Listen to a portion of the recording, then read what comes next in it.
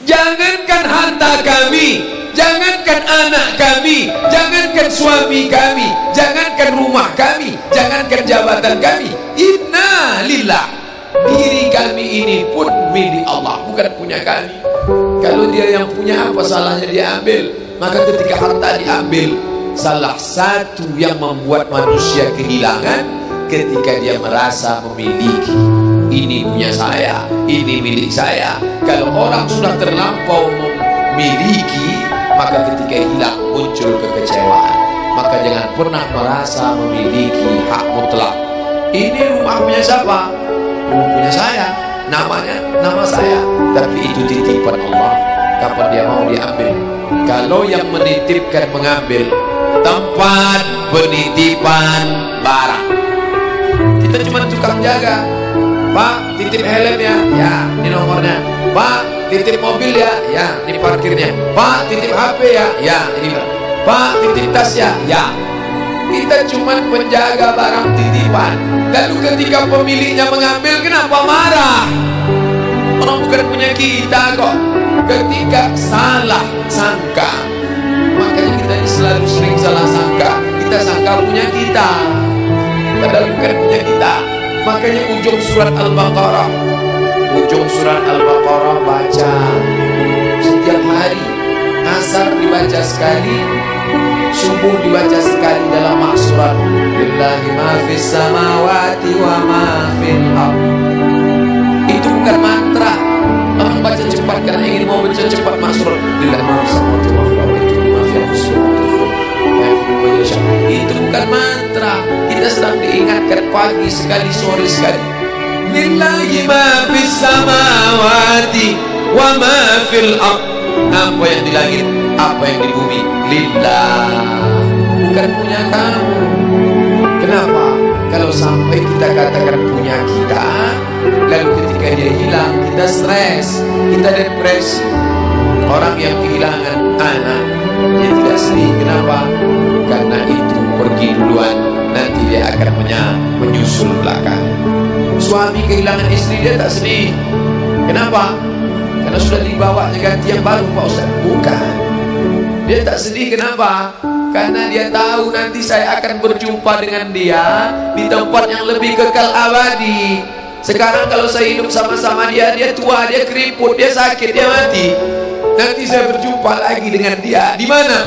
Di tempat kekal abadi yang tak pernah sakit, tak pernah mati. La yadkhulul jannata ajuzun. Nenek-nenek tak masuk surga. Menangislah si nenek tadi begitu jumpa dengan Nabi. Kamu kenapa nangis? Kata Nabi, ya Rasulullah, aku tersinggung ucapanmu. Kau bilang nenek-nenek tak masuk surga.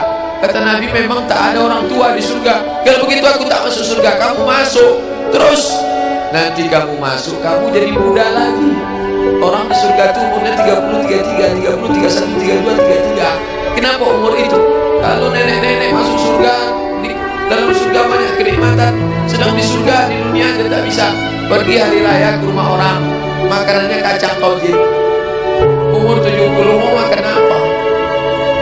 Makanya orang masuk surga umur 30, 31, 32, 33. Kenapa? Itulah usia yang bisa menikmati. Oh, jadi maknanya bukan orang tua tak masuk surga. Jadi ketika orang melihat pasangan saya mendahului saya, karena Allah lebih sayang, dia pergi ke tempat yang lebih sayang daripada kita. Orang menangis tak berhenti, dia menganggap dia pergi, oh dimakan cacing tanah dia. Padahal dia sudah pergi ke tempat yang lebih sayang daripada kita. Kita sayang, tapi sayang kita temporer. Ibu sayang pada anaknya, berapa jam dia bisa sayang? Pergi dia bekerja, dia tinggalkan. Pulang dia bekerja, dia tidur, dia lupa. Berapa banyak anak-anak masuk ke tempat air panas gara-gara orang tua lupa menjaga, teledor. Berapa banyak anak yang jatuh cacat, orang tua yang katanya sayang, tapi sayangnya itu terbatas. Dia sudah pergi ke tempat yang lebih sayang. Siapa dia? Bismillahirrahmanirrahim. Dengan nama Allah yang Maha Pengasih dan Maha Penyayang. Maka ketika ujian itu datang, ayat ini hilang. Saat ujian itu datang, ayat yang dikaji malam ini, hadis yang dikaji malam ini hilang, terbang, melayang, tak berkesan. Ada orang lain yang mengingatkan. Tadi pagi saya takziah, wajah sahabat saya ini ustaz, tapi tadi wajahnya lusuh. Turun, nampak dia sedang bersusah hati, maknya meninggal dunia. Saya bisikkan ke telinganya satu kalimat, satu ayat, inna lillahi wa inna ilaihi raji'un. Waktu datang, waktu mau pulang, saya peluk kuat dia, inna lillahi wa inna ilaihi raji'un. Apa tak tahu dia ayat itu? Tahu, dia ustaz, dia sering menceramahkan ayat itu, dia hafal ayat itu. Kenapa ustaz ingatkan? Hari itu ayat itu hilang dari kepalanya. Yang terbayang adalah wajah ibunya yang dulu membesarkan dia 9 bulan 10 hari menyusukannya, 2 tahun membesarkannya, 9 bulan 10 hari mengandungnya, 2 tahun dia susukan, mengalir darah si ibu dalam badannya. Saat melihat ibunya terbujur kaku, hilang ayat itu, hilang hadis itu. Datang orang lain mengingatkan dia, ditepuknya bahunya, wa basyiris sabirin, berikan kabar gembira kepada yang orang sabar, alladzina idza asabatuhum musibah, ketika ujian itu datang, qalu, mereka berkata, inna lillahi wa inna ilaihi raji'un. Tapi tak semuanya tahan, tak semuanya kuat.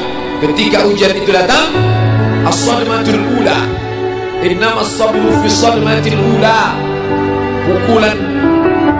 Ketika pukulan itu datang, bergoncang.